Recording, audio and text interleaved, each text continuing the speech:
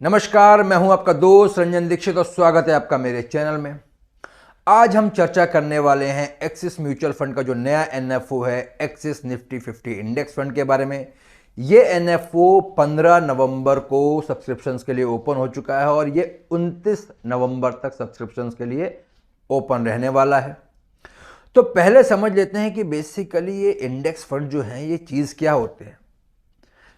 काफ़ी पॉपुलर हो रहे हैं इंडेक्स फंड्स, जहां सन 2017 में इनका टोटल एयूएम जो था इंडस्ट्री में वो 43,000 करोड़ था। वहीं आज इनका एयूएम जो है, कंबाइंड एयूएम, वो 4 लाख करोड़ को पार कर चुका है। तो ऐसा खास क्या होता है जी? इंडेक्स फंड जो होते हैं वो लो कॉस्ट होते हैं। क्यों होते हैं वो मैं आपको आगे बताऊंगा। पहले इंडेक्स फंड क्या होते हैं। इंडेक्स फंड जैसे कि हमारे निफ्टी 50 है, सेंसेक्स है, S&P BSE स्मॉल कैप है, ये सारे इंडाइसेस हैं। यानी कि इन इंडाइस के अंदर कुछ स्टॉक्स होते हैं। तो जो भी इंडेक्स फंड्स होते हैं वो इन इंडाइस को ही मिरर करते हैं, यानी एग्जैक्टली उन्हीं प्रोपोर्शन में उतने ही स्टॉक्स उस फंड के अंदर भी होंगे जितने कि उस इंडेक्स के अंदर होते हैं। यहां पर फंड मैनेजर का कोई बहुत एक्टिव रोल नहीं होता है, क्योंकि यहां पर फंड मैनेजर को कोई भी कॉल नहीं लेनी होती है। यहां फंड मैनेजर का मेन जो रोल होता है वो ये होता है कि वो इंडेक्स को प्रॉपर मिरर करे और कम से कम ट्रैकिंग एरर हो। अगर ज़्यादा ट्रैकिंग एरर होगा तो जो फंड है वो बेंचमार्क के अकॉर्डिंग, यानी बेंचमार्क के क्लोज रिटर्न नहीं देगा, उससे कम रिटर्न देगा। जितना कम ट्रैकिंग एरर होगा उतना क्लोज बेंचमार्क के करीब जो इंडेक्स फंड्स होंगे वो उतना करीब रिटर्न देंगे, अगर उनमें ट्रैकिंग एरर कम होगा। एक्टिव मैनेजमेंट फंड्स में क्या होता है कि जो फंड मैनेजर्स होते हैं वो अपनी कॉल्स लेते हैं। उनके पास एनालिस्ट की टीम होती है, रिसर्च टीम होती है, आउटसोर्स भी करते हैं कई बार वो रिसर्चर्स को। तो वहाँ पर उनको पैसा खर्च करना पड़ता है। अब चूंकि फंड मैनेजर एक्टिवली पार्टिसिपेट कर रहा है, वो समय समय पे कब कौन से सेक्टर में एंट्री लेनी है, कब कौन से स्टॉक को पिक करना है, कब किसको स्टॉक को अपने पोर्टफोलियो से हटा देना है, तो ये सारी कॉल्स फंड मैनेजर लेता है। तो ये एक्टिव फंड्स होते हैं, इसीलिए एक्टिव फंड्स की कॉस्ट कंपैरेटिवली इंडेक्स फंड से ज़्यादा होती है। और एक्टिव फंड में फंड मैनेजर का जो रोल होता है वो होता है बेंचमार्क से ऊपर रिटर्न जनरेट करके देना है।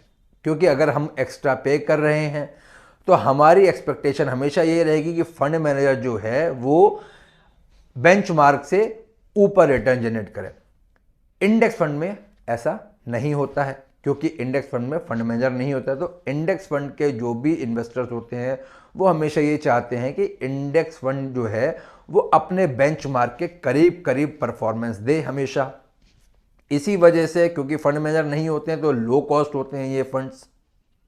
चलिए एक कंपैरिजन मैं आपको दिखाता हूं, एक्टिव फंड्स का वर्सेस इंडेक्स फंड वर्सेस जो आपका इंडाइस है निफ्टी 50, इसके बीच का एक कंपैरिजन दिखाते हैं, फिर आगे चर्चा करते हैं। तो चलिए शुरू करते हैं प्रेजेंटेशन। यहाँ पर पहले मैं निफ्टी 50 इंडेक्स को थोड़ा सा दिखा देता हूँ आपको। यहाँ पर पहले हम देखते हैं सेक्टर की कंपोजिशन क्या है। यहाँ पे जो मेजर वेट है वो है फाइनेंशियल सर्विसेज का 38.23%, IT 16.72%, ऑयल एंड गैस 12.35%। यानी कि मेजर आपके पोर्टफोलियो का जो वेट है वो फाइनेंशियल सर्विसेज, IT और ऑयल एंड गैस में रहेगा। ऐसी टॉप 10 कॉन्स्टिट्यूएंट्स की अगर मैं बात करूं तो रिलायंस इंडस्ट्रीज 10.75, यानी कि 10% आपके पोर्टफोलियो का वेट रिलायंस इंडस्ट्री पे रहेगा। 9% HDFC और 8% इन्फोसिस में रहने वाला है। यानी कि जो फंड है वो ओवरवेट रहेगा इन 3 स्टॉक्स के ऊपर और इन 3 सेक्टर्स के ऊपर। बात करते हैं index versus passive versus active. यहाँ पर मैंने 3 एक्टिव फंड्स लिए हैं, Mirae asset large cap, Axis blue chip, Canara Robeco blue chip equity fund. 2 index fund लिए हैं, HDFC इंडेक्स सेंसेक्स प्लान और UTI का निफ्टी इंडेक्स फंड, और एक इंडाइस है निफ्टी 50। यहाँ पर अगर आप देखें तो यहाँ पर डेविएशन वाइज अगर देखें तो ये 2 active funds axis blue chip और कैनरा रोबेको का जो ब्लू चिप है, इनके डेविएशन इंडेक्स फंड से भी कम है, यानी कि ये मेन रिटर्न से कम डेविएट करते हैं। जबकि निफ्टी 50 का जो डेविएशन 22.60% है। शार्प रेशो की बात करें तो मेरा एसेट का रिस्क एडजस्टेड रिटर्न जो है वो ज्यादा बेहतर है, 0.56% का शार्प रेशो है। सेकंड पर एक्सिस ब्लू चिप है और एचडीएफसी का इंडेक्स सेंसेक्स प्लान है। बेटा वाइज बात करें तो मेरा एसेट का बेटा 1 से कम है। इंडेक्स का बेटा चूंकि 1 माना जाता है, तो इंडेक्स फंड चूंकि इंडेक्स को ही मिरर करते हैं, उनका बेटा भी 1 है।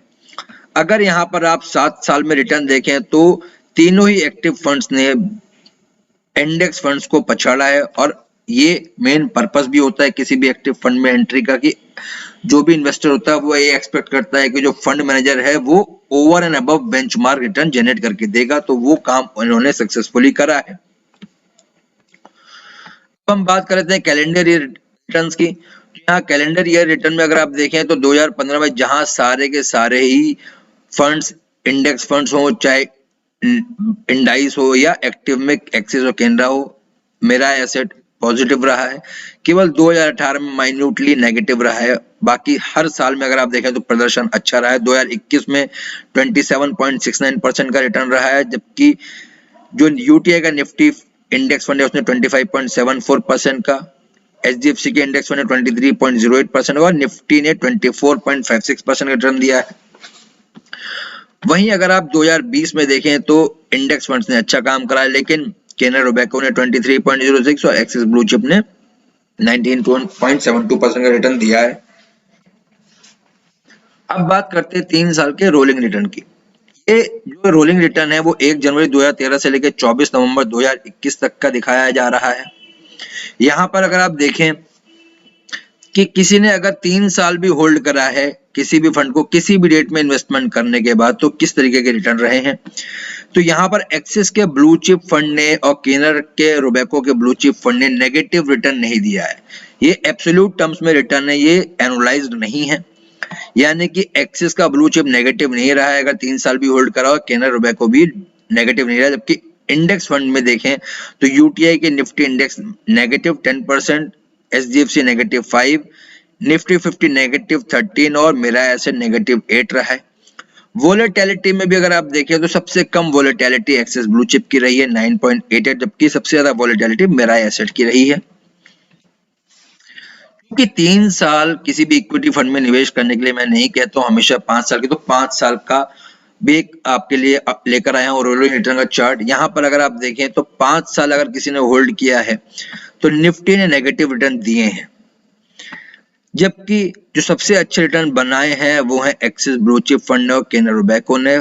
एक्सिस ने बनाया 25.76 और केनरा ने 13.97% का रिटर्न, जबकि यूटीआई निफ्टी इंडेक्स ने 2.44% के रिटर्न दिए और एचडीएफसी इंडेक्स फंड ने 6.43। ये एब्सोल्यूट टर्म में रिटर्न है, एनुअलाइज नहीं है, ये ध्यान रखिएगा। वोलेटिलिटी में देखें तो एक्सिस ब्लू चिप और केनरा रोबेको का वोलेटिलिटी सबसे कम है, जबकि मेरा एसेट की वोलेटिलिटी 20.99% की, और सबसे कम जो वोलेटिलिटी है वो है axis blue chip 15.26। Average return की बात भी करते हैं अगर, तो वहां पर मेरा एसेट और एक्सिस ब्लू चिप जो है काफी अच्छे हैं। मेरा ने 76.67 जबकि एक्सिस ब्लू चिप ने 69.16% का रिटर्न दिया। वहीं यूटीआई के निफ्टी इंडेक्स ने 60.28 यानी 9% के मार्जिन से एक्सिस ब्लू चिप जो है और 16% के मार्जिन से मेरा एसेट ऊपर है। अब एक एसआईपी की भी एनालिसिस कर लेते हैं कि किसी ने सन 2013 से लेके 25 नवंबर 2021 तक 5000 महीने की अगर एसआईपी चलाई तो कैसे रिटर्न बने। सबसे ज्यादा रिटर्न जो बना के दिए हैं वो मेरा एसेट ने दिए हैं 12,03,904 रुपए, जबकि वही यूटीआई में मिले 10,08,525 रुपए, यानी कि 2 लाख रुपए का डिफरेंस है।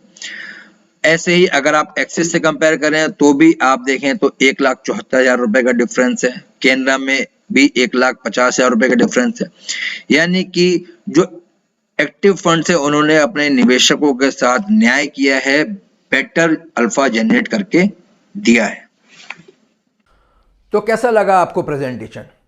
ये प्रेजेंटेशन दिखाने का पर्पस ये था कि आपको एक्टिव, पैसिव और इंडेक्स के बीच का फर्क मालूम पड़े। देखिए, इंडेक्स फंड जो होते हैं वो चूंकि बेंचमार्क को ही अपने मिरर कर रहे होते हैं, उस पर्टिकुलर इंडेक्स को मिरर कर रहे होते हैं, तो कई बार क्या होता है कि उनका डेविएशन आप देखो हाई होता है। और जो एक फंड मैनेजर, जो एक्टिव फंड्स होते हैं, वहां पर फंड मैनेजर का रोल होता है कि वो बेटर अल्फा जनरेट करे इन कंपैरिजन टू बेंचमार्क।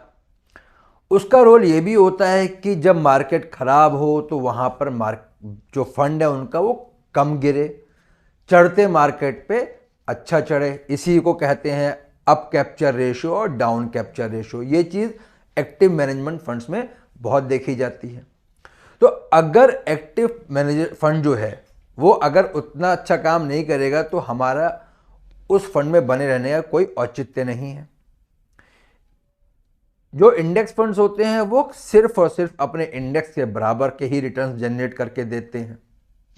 तो वही चीज़ मैं आपको दिखाना चाह रहा था कि यहाँ पर अगर आपने देखा ध्यान से कि जो एक्टिव फंड्स थे उनका डेविएशन कम था। ऑल्दो अगर आपने देखा हो तो मिराय एसेट का जो लार्ज कैप फंड है उसका स्टैंडर्ड डेविएशन जो है वो कंपैरेटिवली सबसे ज़्यादा था, वोलेटाइल ज़्यादा था वो फंड, लेकिन अपनी वोलेटिलिटी के अकॉर्डिंग उसने अपने इन्वेस्टर्स को रिवॉर्ड भी करा है। अंत में मैं आपको ये बताना चाहूंगा कि एक्सिस की ये ऑफरिंग अच्छी है। ऑल्दो पहले से भी कई सारे इंडेक्स फंड्स मार्केट में अवेलेबल हैं। अब ये आपको चूज करना है कि आप सिर्फ बेंचमार्क के बराबर के रिटर्न से संतुष्ट होना चाहते हैं या आपको बेटर अल्फा यानी कि फंड मैनेजर का रोल भी चाहिए। अगर आप फंड मैनेजर के रोल को अवॉइड करना चाहते हैं तो आप इंडेक्स फंड में जा सकते हैं। अदरवाइज आज भी बहुत सारे अच्छे फंड्स हैं, बहुत सारे अच्छे फंड मैनेजर्स हैं जहां पर वो अच्छा परफॉर्म कर रहे हैं, अपने इन्वेस्टर्स को बेंचमार्क के ऊपर रिटर्न जनरेट करके दे रहे हैं। उम्मीद है आपको वीडियो पसंद आया होगा। अगर पसंद आया तो प्लीज़ अपने दोस्तों और रिश्तेदारों के बीच शेयर करना मत भूलिएगा एंड डू सब्सक्राइब मी, ताकि मैं आपको आगे भी इसी तरीके के इंटरेस्टिंग वीडियोस देता रहूं। Thank you.